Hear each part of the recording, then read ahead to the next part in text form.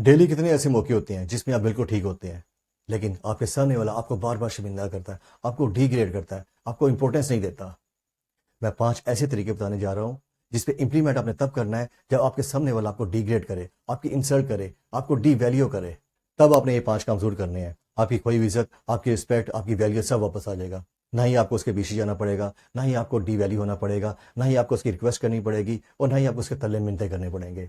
बल्कि कहीं गुना ज़्यादा आपकी रिस्पेक्ट बढ़ जाएगी। हाँ, थोड़ा टाइम लगेगा, पर आपकी रिस्पेक्ट बहुत ज़्यादा बढ़ जाएगी। और जो मैं आपको बताने जा रहा हूँ ये 100% काम करता है। Point number 1। जो आपकी लाइफ से जाना चाहता है उसको आप खुशी से जाने दो। जिस टाइम किसी ने आपको छोड़ने का इरादा बनाया हो या आपके अगेंस्ट जाने का इरादा बनाया हो, तो उसी लम्हे उसको उसके रास्ते पर जाने दो।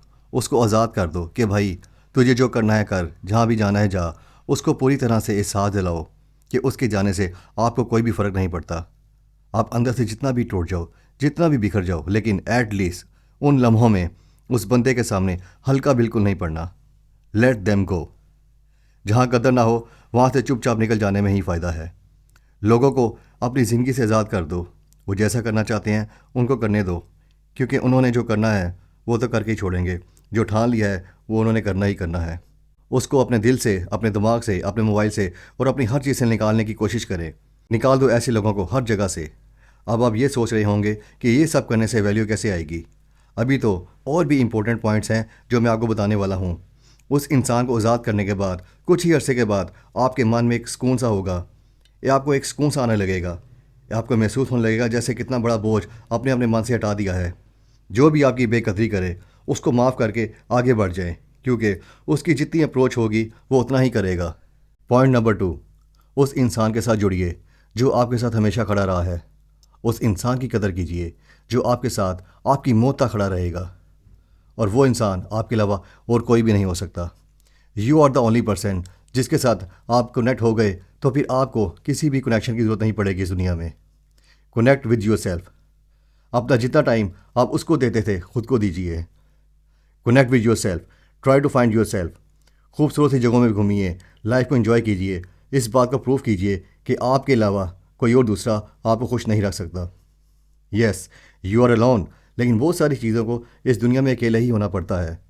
बहुत सारी चीज़ें इस दुनिया में अकेली ही हैं। उनमें एक सबसे बड़ी खूबी ये होती है कि वो इस दुनिया में अकेले ही होते हैं।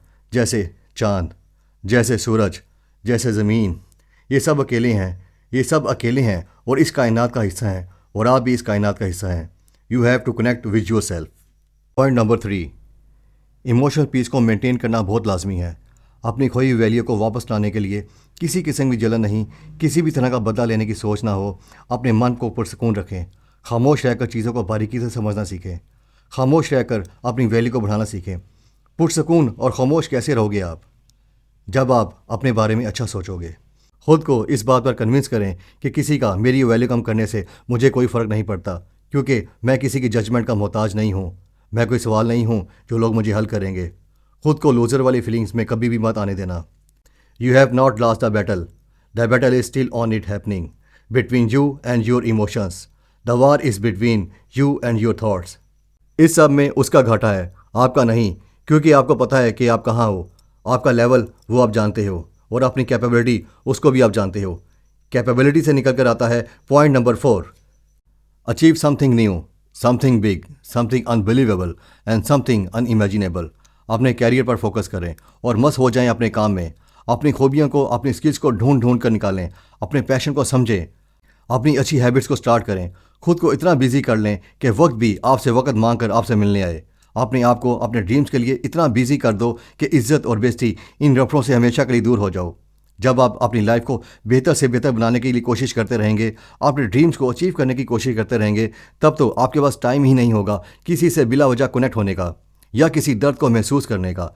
लोग अपना काम कर रहे हैं आपको बेइज्जत करने का, तो आप अपना काम करें खुद को कामयाब करने का। चेज़ ही करना है तो ऐसे लोगों को नहीं, बल्कि अपने ड्रीम्स को चेज़ करें। ड्रीम्स को चेज़ करेंगे तो ड्रीम्स तो पूरे होंगे ही, साथ में वो लोग जो आपकी इंसल्ट किया करते थे वो भी पीछे पीछे आएंगे और आपकी इज़्ज़त करेंगे, आपको वैल्यू देंगे। आपकी पहले से कई गुना ज़्यादा इज़्ज़त होगी। और जब आपको अपनी खोई हुई वैल्यू वापस मिलने लगे तो आपको आना है पॉइंट नंबर 5 पे, जो कभी भी नहीं भूलना चाहिए, वरना लोग आपकी फिर से वैल्यू कम करना शुरू कर देंगे। पॉइंट नंबर 5 में है नो री एंट्री। जिस इंसान ने आपकी बेइज्जती की, आपको समझ ही नहीं सकता, तो उसकी लाइफ में बिल्कुल वापस ना जाएं और ना ही उसको अपनी लाइफ में आने दें। दोबारा उसकी लाइफ में जाकर खुद की वैल्यू बिल्कुल कम ना करें, क्योंकि आपने अपने आप को बदल लिया है, लेकिन वो बदला है कि नहीं, इस बात की कोई गारंटी नहीं है।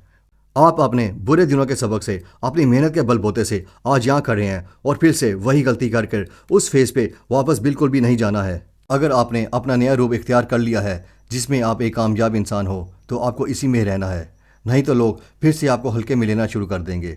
आपकी वैल्यू अपने आप कम होना शुरू हो जाएगी।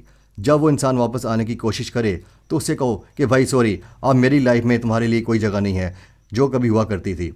तुम्हारे रहने से या तुम्हारे जाने से मुझे घंटा भी फ़र्क नहीं पड़ता, क्योंकि अब वो जगह मैंने अपने आप को दे दी है। और क्योंकि तुम्हारी कोई गारंटी नहीं है कि तुम फिर से वही काम शुरू कर दो जो तुम किया करते थे। देखिए, इज़्ज़त और वैल्यू चले जाना कोई बड़ी बात नहीं है। इसको दोबारा हासिल करना वो भी बंदा कर लेता है, मगर अपनी इज़्ज़त को वापस बढ़ाकर अपनी मेहनत के दम पर फिर से खो देना, ये सबसे बड़ी बेवकूफ़ी है। मैं 5 पॉइंट्स को फिर से रिवाइज करता हूँ। Point number 1, let them go. Point number 2, connect with your self. Point number 3, maintain emotional peace. Point number 4, achieve something new, something big, something unbelievable and something unimaginable. And point number 5, no re-entry for dead person. एक बार value मिल गई तो फिर इसको बिल्कुल भी नहीं खोना। अपना ख्याल रखिए और आगे बढ़ते रहिए और अपनी मेहनत के दाम पर इस दुनिया में अपना नाम बनाइए। वीडियो अच्छी लगे तो लाइक कीजिएगा, अगर अच्छी ना लगे तो डिसलाइक कर दें। लेकिन दोनों ही सूरतों में चैनल को सब्सक्राइब करना बिल्कुल भी ना भूलिएगा। जी आर वेलकम, आपका अपना चैनल। मिलते हैं एक छोटी सी ब्रेक के बाद अपनी अगली वीडियो में। तब तक के लिए अल्लाह हाफिज़।